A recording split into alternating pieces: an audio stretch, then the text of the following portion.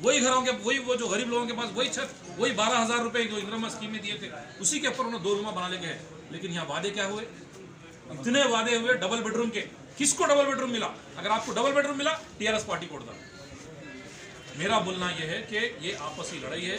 तू कितना कमाया, मैं कितना कमाया, उन्होंने उसको बर्दाश्त नहीं कर रहा है, इसको बर्दाश्त नहीं कर रहा। ये दोनों मिलकर बट्टेबाजी कामा कर रहे हैं। हुजूराबाद का अगर डेवलपमेंट होना है, हुजूराबाद के अंदर सही ड्रेनेज सिस्टम होना, सही नल के पानी की सहूलत होना, सही जो है ना हॉस्पिटल्स होना, और जो है ना सही एजुकेशन के लिए स्कूल्स होना, तो कांग्रेस पार्टी के इक़्तिदार में ही ये पॉसिबल है। बालामूर वेंकट एक स्टूडेंट लीडर है, बाय प्रोफेशन डॉक्टर है, आप जो है, और वो बेरोजगारों के लिए लड़ाई लड़ा है, 3 बार जेल को जाके आया। तो मैं हुजूराबाद की आवाम से गुजारिश करता हूँ कि जो है कांग्रेस पार्टी को मौका दीजिए। ये एक सीट अगर टीआरएस हार रही या बीजेपी हार रही, ना टीआरएस गवर्नमेंट गिरने वाली है, ना बीजेपी गवर्नमेंट गिरने वाली है, लेकिन उनकी अकल को ठिकाने लगाना है तो आवाम को जो है हाथ के निशान पे वोट देके कांग्रेस पार्टी को मजबूत करना। रीजन इसका यही है कि ज्यादा से ज्यादा रेवेन्यू एक्सक्यूज लेना चाह रहे हैं, और वो रेवेन्यू जो है ना इनकी गवर्नमेंट चलाने के लिए, लेकिन आवाम की जो गुर्बत का आलम है उन्होंने और नीचे चले जा रहे, जमीनी सतह पे चले जा रहे। उनको कोई पूछने वाला नहीं है, उनके बारे में सोचने वाला नहीं है। इलेक्शन जब आता, दलित बंधु आता, रैतु बंधु आता, नहीं तो हम शादी मुबारक जो बाई इलेक्शन जो है इसमें रहता, वहाँ पे कल्याण लक्ष्मी की स्कीम रिलीज हो जाती, नहीं तो जो है ना शादी मुबारक स्कीम रिलीज हो जाती। इस तरह से इलेक्शन के सामने एक लीगल तरीके से ब्राइब देके ये आवाम को गुमराह करते आ रहे। लेकिन 2018 में जब इलेक्शंस हुए, अर्ली इलेक्शन कराए 2018 में, आज भी जो है अर्ली इलेक्शन आने के चांसेस फिर और बढ़ते जा रहे हैं। रीजन ये है कि इनका पंडित जो बोलता है ना वो काम करते हैं। और लोग ये बोले कि लोगों के सामने 2018 में क्या बोले, परेड ग्राउंड में मीटिंग लगा के बोले कि भाई जो है मैं जो स्कीम्स अनाउंस करा, एक स्कीम एक दिन में अनाउंस नहीं कर सकते, मेरे को थोड़ा टाइम देना। 5 साल ही छुए, आप कांग्रेस पार्टी को 10 साल टाइम दिए, मेरे को मौका दो, बराबर आपको जितने वादा करा वो वादे पूरे करता हूँ। लेकिन आज आप देख रहे 7.5 साल मुकम्मल हो गए। डीजल का रेट 60 रुपये था, 110 रुपये हो गया। गैस सिलेंडर की कीमत जो है 350 रुपये थी, आज जो है 1050 रुपये हो गया। ये गरीब आदमी जींगा तो कैसा जींगा? 3 सिलेंडर जहाँ आना हुआ 1 सिलेंडर आ रहा, उसकी आने के रास्ते बंद हो गए। देखिए पिछले 2 साल हिंदुस्तानी नहीं बल्कि पूरी दुनिया में कोविड की वजह से मिडिल क्लास वाला लोअर क्लास को आ गया, जो पैसे वाला है उन्हें पैसे वाला हो गया, कैपिटलिस्ट की तरफ चले गए पूरे। सिर्फ अंबानी, अगर कोई सबसे ज्यादा अगर हिंदुस्तान के अंदर कोई कमाया तो अंबानी अदानी कमाया। अब उसके बाद हटे तो हमारी स्टेट गवर्नमेंट की फैमिली कमाई, केसीआर फैमिली कमाई, उससे हटके कोई भी नहीं कमाई। जो मिडिल क्लास वाला आ गया आज उसकी ये हालत है कि उन्हें अपनी रोजमर्रा की जिंदगी जीने के लिए मुश्किल है। आज टीआरएस हुकूमत क्यों इसी कर रही है? बीजेपी हुकूमत के करने का रीजन क्या है? ये रीजन ये है कि इलेक्शन के सामने उनको नए नए स्कीमों के तहत बोल के, अब आज जो है मैं एक पैदल दौरा कर रहा था, तो वहाँ पे किसी एक दलित लड़की से मुलाकात, वो दलित लड़की बोला आप वोट किसको डाल रहे हैं? तो उन्होंने क्या बोले तो देखो मेरे को 10 लाख केसीआर देते बोल के बोले, बट टीआरएस को डाल रहे। मैं बोला देखो बेटे, मैं आपसे पूछना चाह रहा हूँ क्यों आप 7.5 साल से आप देख रहे हैं, यू आर ए स्टूडेंट, आप जो है ग्रेजुएशन आपका कंप्लीट नहीं हुआ, अभी ग्रेजुएशन में है आप पढ़ी लिखी बच्ची है।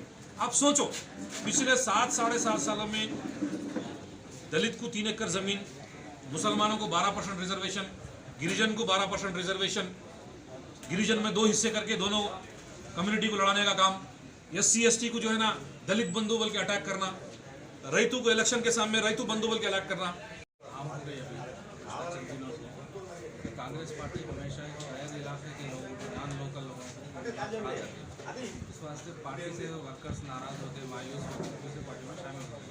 आप अपनी पार्टी को बचाने के लिए क्या करना चाहते हैं? देखिए सबसे पहली बात तो यह है कि वो नॉन लोकल नहीं है।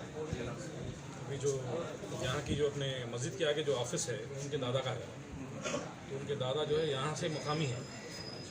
ये हिसाब से जो है ना नॉन लोकल में कैसा बोलते हैं, ठीक है कुछ लोग यहाँ पे रहते हैं और यहाँ से उन्हें स्टेट का यूनियन, स्टूडेंट यूनियन लीडर है, NSUI का स्टेट प्रेसिडेंट है, एक नहीं 2 बार जीता सो।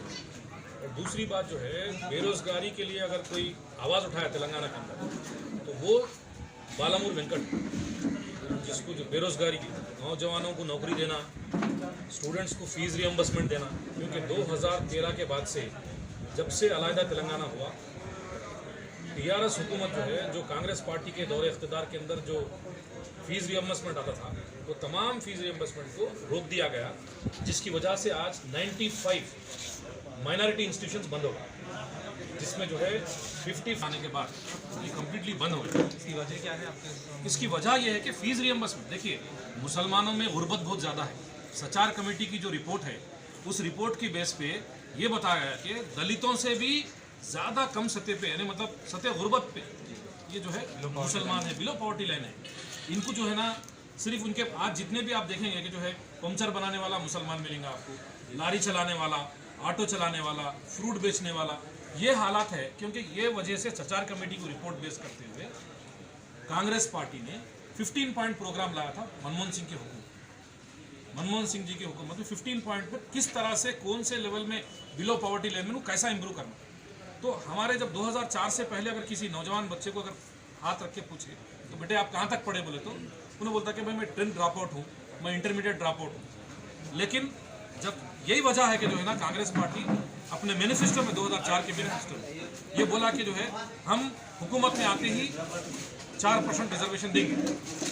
4% रिजर्वेशन दिए, जिसकी वजह से 25 से 30 लाख डॉक्टर्स इंजीनियर्स बने। यही वजह है कि जो है ना कांग्रेस पार्टी के दौर में कई लाखों इंजीनियर्स बने, डॉक्टर्स बने, बीएड बने, एमबीए प्रोफेशनल डिग्री की। लेकिन वो जो हालात आज फिर दोबारा वापस पलट के आ रहे हैं, जो हालात 2004 से पहले थे। क्योंकि वो कॉलेजेस कहाँ चलते थे, इनके पास रिजर्वेशन के जरिए सीट देते थे। वो रिजर्वेशन की सीट देने के बाद अब स्कूल की फीस तो बनना है, कॉलेज की फीस तो बनना है, इनके पास वो पैसे भी नहीं रहते। तो फीस रियम्बर्समेंट के बहाने उनको जो है ये पैसे दिया जाता है, तो उसकी वजह से जो है ना बच्चे पढ़ते हुए आगे आते हैं। लेकिन वो पूरे चीज़ें फीस रियम्बर्समेंट को बंद करके 95 माइनॉरिटी इंस्टीट्यूशंस टीआरएस गवर्नमेंट में बंद हो गई। इसके अलावा KG to PG free education की बात केसीआर साहब करें। बात तो सिर्फ अच्छी है कि KG to PG free education, लेकिन KG to PG free education जब कोई KG कुछ कट कर दे रहा हो तो PG कहाँ से पढ़ता? 4,500 गवर्नमेंट स्कूल्स। देखिए आज जितने भी गरीब हो, चाहे SC हो, ST हो, माइनॉरिटीज हो, कोई भी हो, तो गरीब आदमी को पढ़ने का रास्ता एक ही है, वो है गवर्नमेंट स्कूल। 4,500 government school. मैं ये कोई मेरे तरफ से नहीं बोल रहा हूँ, ये यूनियन में ह्यूमन रिसोर्सेज डिपार्टमेंट वालों का रिपोर्ट है, पूरा आंकड़ा है आपके? ये पूरी रिपोर्ट की बेस पे मैं आपको बोल रहा हूँ। 4,500 गवर्नमेंट स्कूल्स बंद कर दिए। गरीब आदमी पढ़ेगा तो कैसा पढ़ेगा? यानी इनका मामला कैसा है बोले तो लोगों को जो है ना पढ़ने से दूर करना। अगर लोग पढ़े लिखे हो जाएंगे तो इनसे सवाल करने लगेंगे। तो इसीलिए जो भी नौजवान है उनको शराब के तरफ, यानी मैं आप देख रहे थे कि जब तेलंगाना अलग होने से पहले 30,000 करोड़ का हमारे पास जो है शराब की सेल्स आ रही थी। आज